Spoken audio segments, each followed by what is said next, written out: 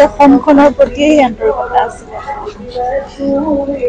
মানুহৰ মাজতে তেওঁ থাকি ভাল পাইছিলে, সাধাৰণ মানুহৰ মাজত চলাই থাকিছিলে। গতিকে সকলোৰে প্ৰতি সেই আজি বিশেষকৈ কৃষকসকলৰ প্ৰতি বা যিসকল শ্ৰমজীৱী আছিলে তেওঁলোকৰ প্ৰতি সদায় বহুত বেছি মৰম আছিল। আৰু পথাৰ আমাৰ, বজাৰ আমাৰ, গতিকে এনেকুৱা ধৰণৰ কিছুমান আদৰ্শ লৈ তেওঁ আগবাঢ়িবলৈ চেষ্টা কৰিছিল।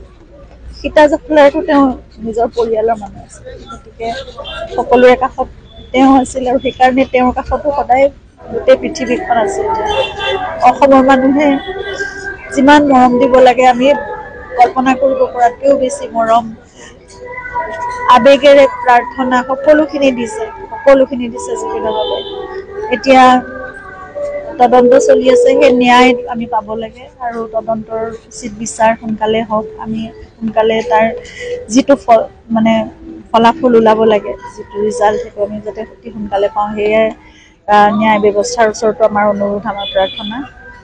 সঁচা কথাটো ওলাব লাগে। এতিয়া আমি কিয় হেৰুৱাব লগা হ'ল এনে এজন ব্যক্তি যি সদায় মানুহৰ মাজৰ মানুহ আছে। আজি নতুন এটা ধাৰা সংশোধন কৰিছে 103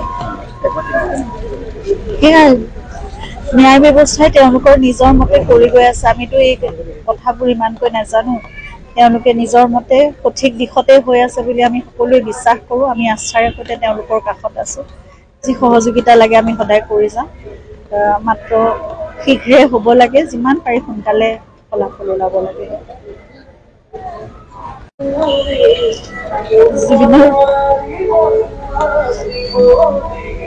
অসমখনৰ প্ৰতিয়েই আন্তৰিকতা আছিলে।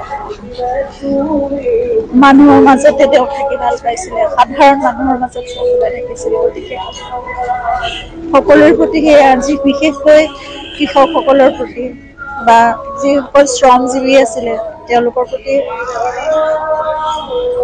সদায় বহুত বেছি মৰম আছিল।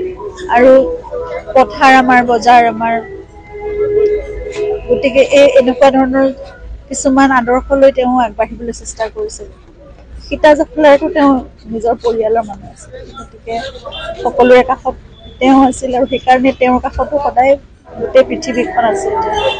অসমৰ মানুহে যিমান মৰম দিব লাগে আমি কল্পনা কৰিব পৰাতকৈও বেছি মৰম, আবেগেৰে প্ৰাৰ্থনা সকলোখিনি দিছে জুবিনৰ বাবে।